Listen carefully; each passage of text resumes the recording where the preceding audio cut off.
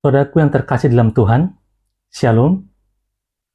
Kita kembali berjumpa untuk mendengarkan renungan akan firman Tuhan. Sebelumnya, mari kita berdoa, mohon bimbingan daripada Roh Kudus. Kita berdoa. Ya Bapa yang Maha Kasih dan Kuasa, ya Allah di dalam firman yang hidup, Tuhan kami Yesus Kristus. Saat ini ya Tuhan, kami akan mendengar firman-Mu, akan merenungkan firman-Mu. Biarlah Tuhan Engkau yang berkata-kata, dan biarlah Tuhan kehendak-Mu yang dinyatakan. Di dalam nama Tuhan Yesus Kristus. Amin. Saudara terkasih, tema saat ini saya angkat dengan judul, Tahukah kita apa yang kita butuhkan? Sekali lagi, tahukah kita apa yang kita butuhkan? Firman Tuhan saat ini kita akan baca bersama-sama dari kitab Injil Matius. Matius pasal 20 ayat 29 sampai dengan ayat yang ke-34. Matius 20 ayat 29 sampai dengan ayat yang ke-34 dengan judul perikop, Yesus memulihkan penglihatan dua orang buta. Ketika Yesus dan murid-muridnya keluar dari Yeriko, orang banyak berbondong-bondong mengikut dia. Ada dua orang buta yang duduk di pinggir jalan dan mendengar bahwa Yesus lewat. Lalu mereka berseru, "Tuhan, Anak Daud, kasihanilah kami." Orang banyak itu menegur mereka supaya mereka diam, namun mereka makin keras berseru, "Tuhan, Anak Daud, kasihanilah kami." Lalu Yesus berhenti dan memanggil mereka. Ia berkata, "Apa yang kamu kehendaki supaya kuperbuat bagimu?" Jawab mereka, "Tuhan, supaya mata kami dapat melihat." Tergeraklah hati Yesus oleh belas kasihan kepada mereka, dan ia menyentuh mata mereka.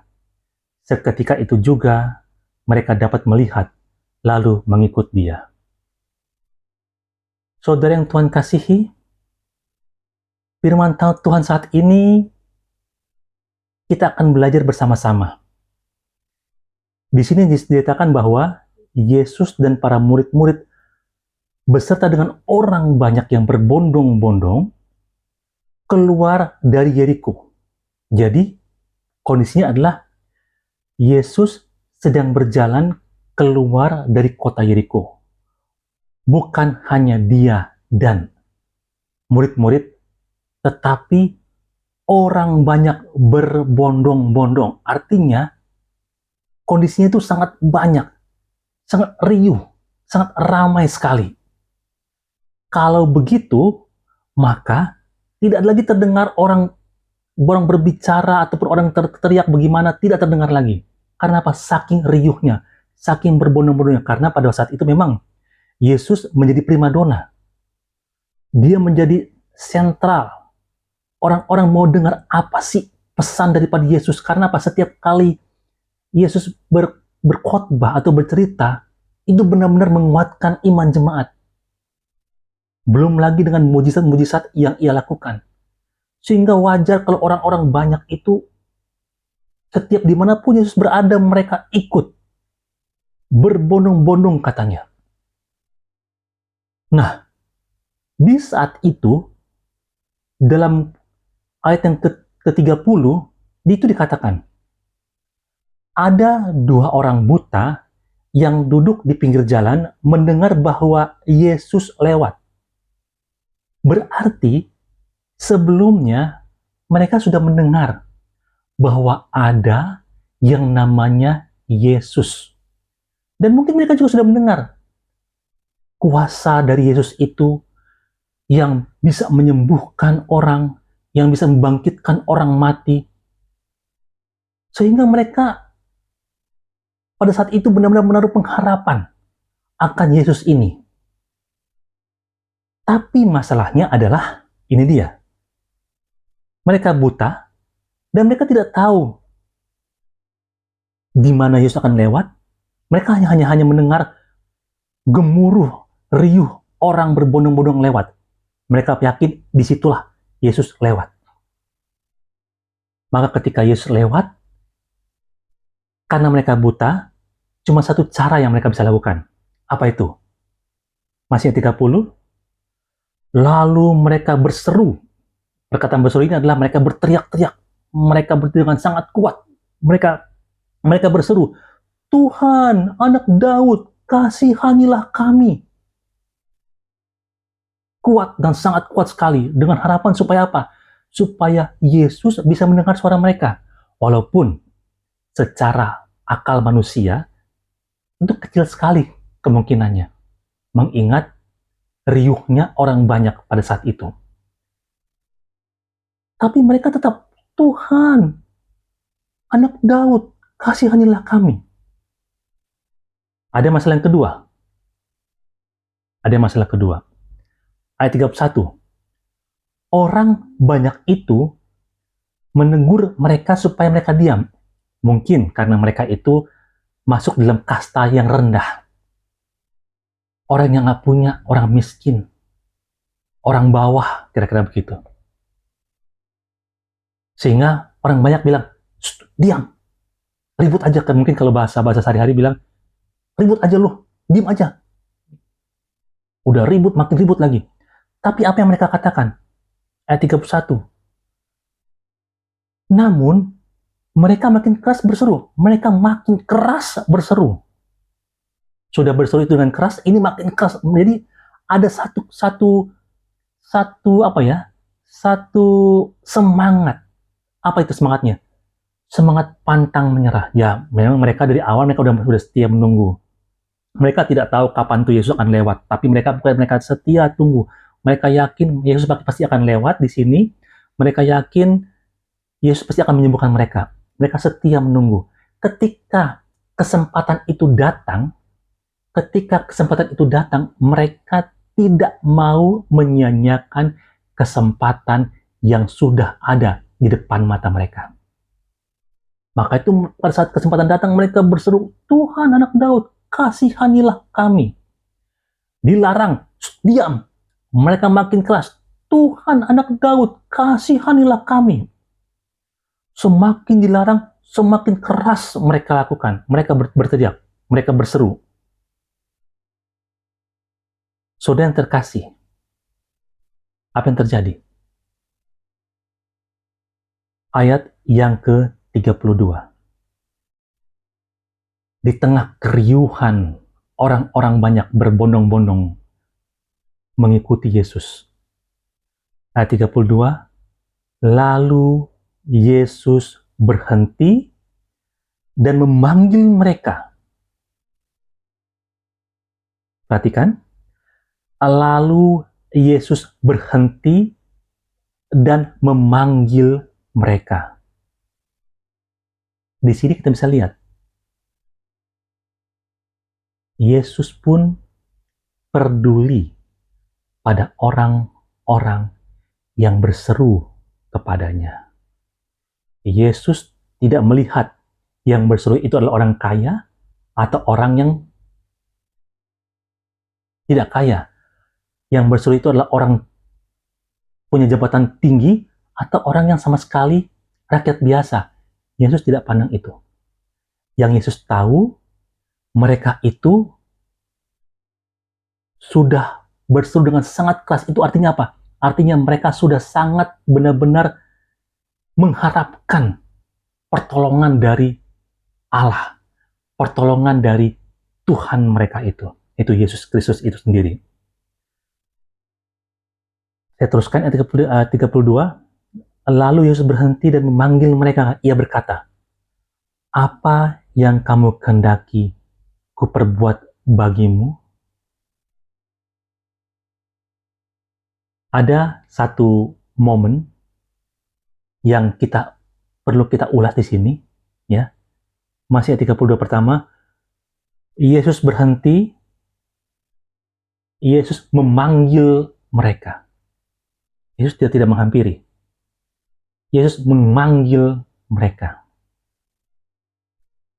Kalau mereka tidak sungguh-sungguh, mereka mungkin akan berpikir, Tuhan kesini dong, Tuhan kesini dong, ini rame banget Tuhan, Tuhan kesini, saya tidak tahu, kami tidak tahu di mana Tuhan berada, Tuhan kesini dong. Tidak, mereka tidak seperti itu. Di sini katakan berhenti dan memanggil mereka. Artinya apa? Artinya mereka datang pada Yesus.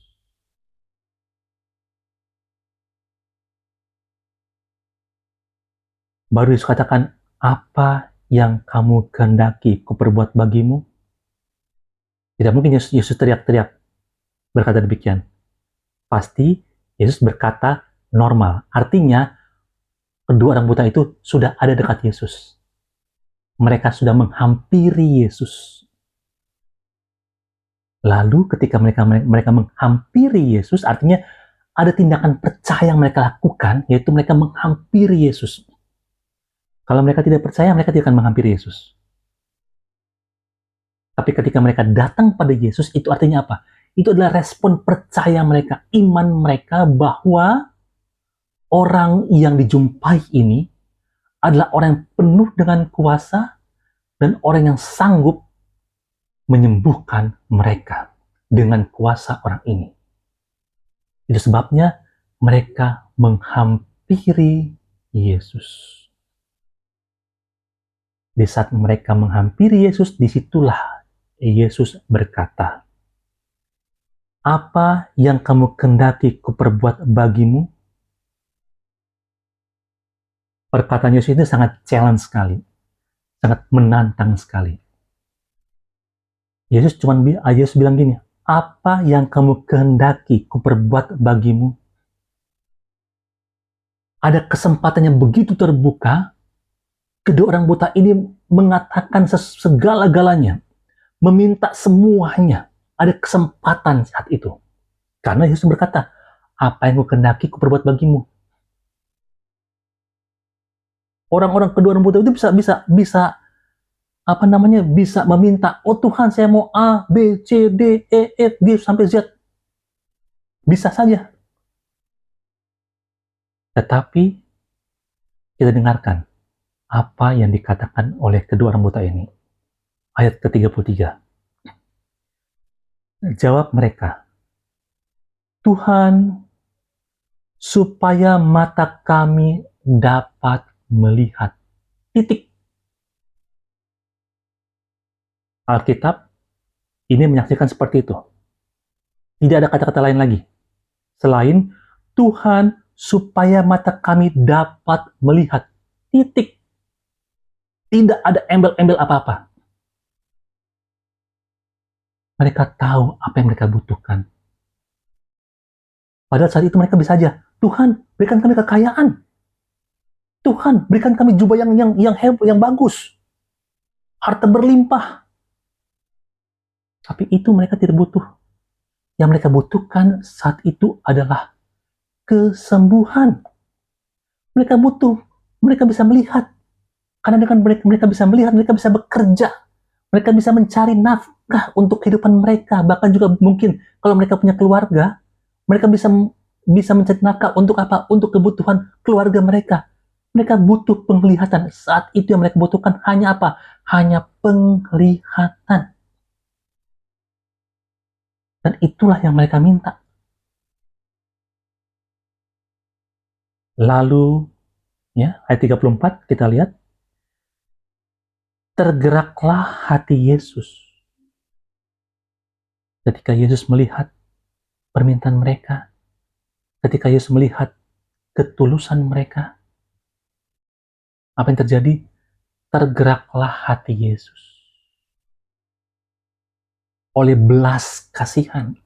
Bukan cuma sekedar tergeraklah, tapi oleh belas kasihan Yesus melihat bahwa orang ini benar-benar butuh itu. Lalu dia kasihan. Tuhan melihat kebutuhan mereka. Dan dia tergerak oleh belas kasihan. Dan ia menyentuh mata mereka seketika itu juga mereka dapat melihat lalu mengikuti Dia. Lihat, saudara terkasih dalam Tuhan, ketika mata mereka dicelikan, mujizat terjadi, mereka bisa melihat. Apa respon mereka? Mereka mengikut Yesus. Mereka jadikan Yesus sebagai panutan mereka. Mereka siap untuk mengiring Yesus. Kenapa? Sebagai ungkapan syukur mereka, sebagai rasa terima kasih mereka atas kesembuhan yang Yesus sudah lakukan kepada mereka. Luar biasa sekali. Saya ajak kita melihat dari Mazmur. Mazmur 5 ayat 1 sampai dengan 4. Ayat 2 sampai dengan 4. Berilah telinga kepada perkataanku ya Tuhan. Indahkanlah keluh kesahku. Dengarlah jeritanku minta tolong, ya Rajaku dan Allahku. Sebab kepadamulah aku berdoa. Tuhan, pada waktu pagi Engkau mendengar seruanku. Pada waktu pagi aku membentangkan isi hatiku kepadamu, dan aku menunggu-nunggu. Sikap Daud sama seperti kedua orang buta ini. Mereka tahu hanya Yesus yang bisa menyembuhkan mereka. Hanya Yesus yang sanggup dan tahu persis kebutuhan mereka. Hanya Yesus yang bisa membuat mujizat atas diri mereka. Itu sebabnya mereka terus-menerus berseru-seru pada Tuhan.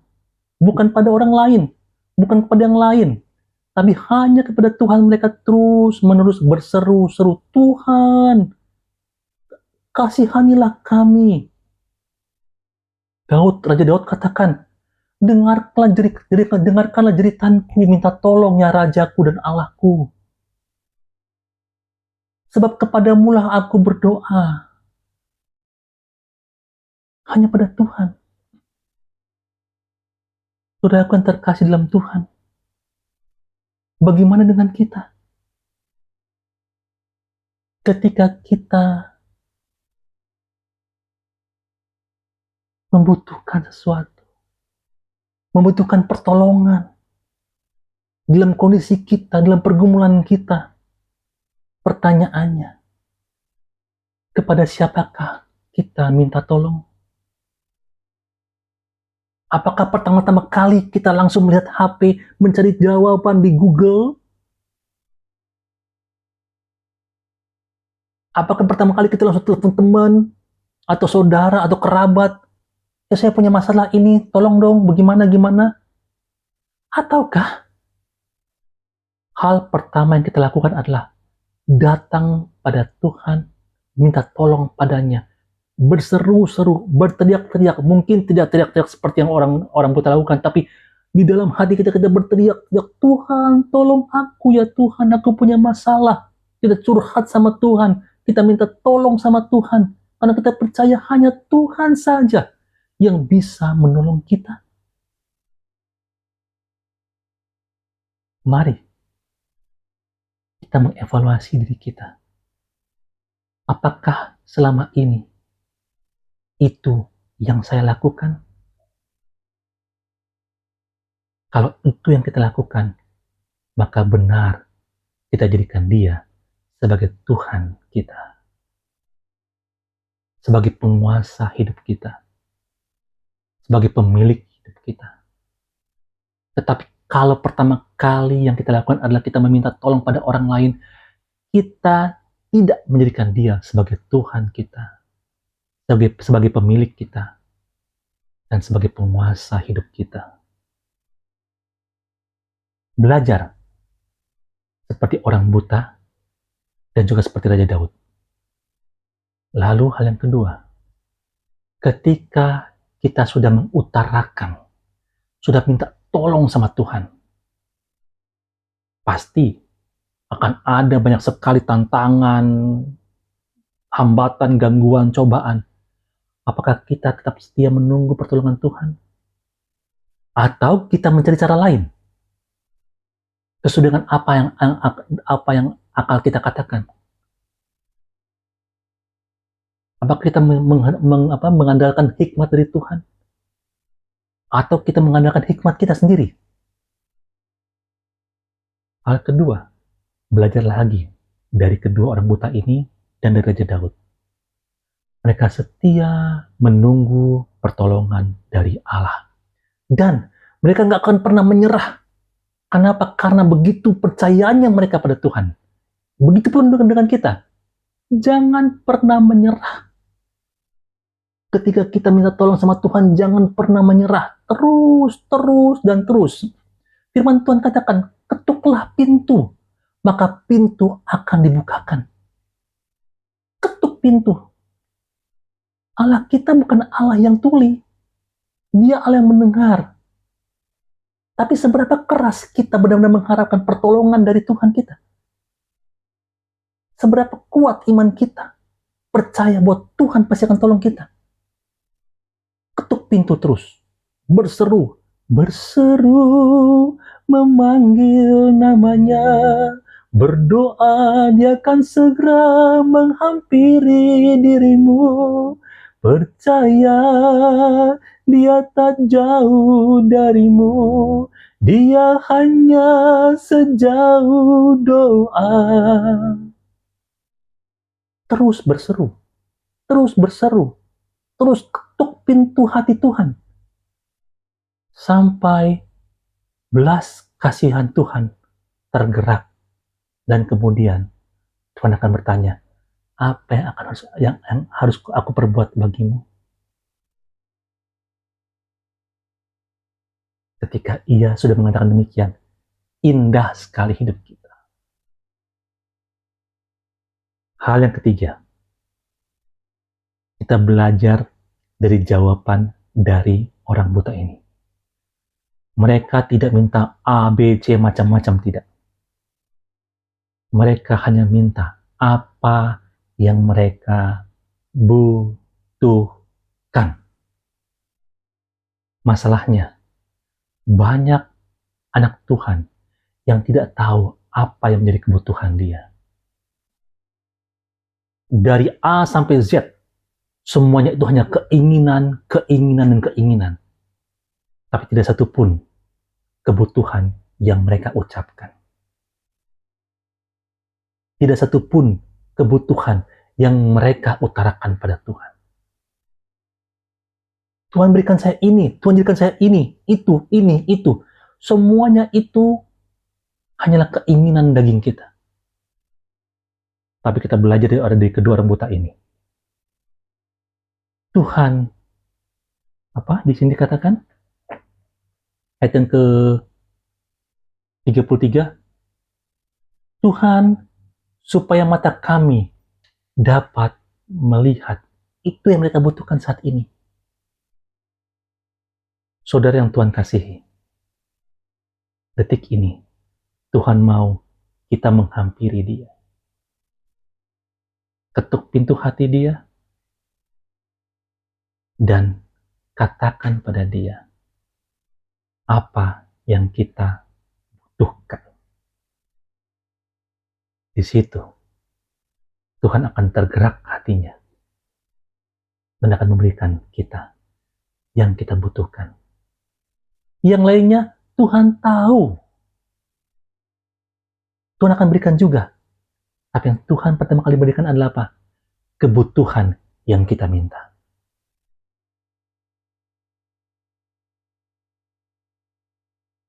Saudara yang terkasih dalam Tuhan, firman Tuhan saat ini sungguh indah. Mengajarkan kepada kita untuk jangan pernah lelah datang pada Tuhan.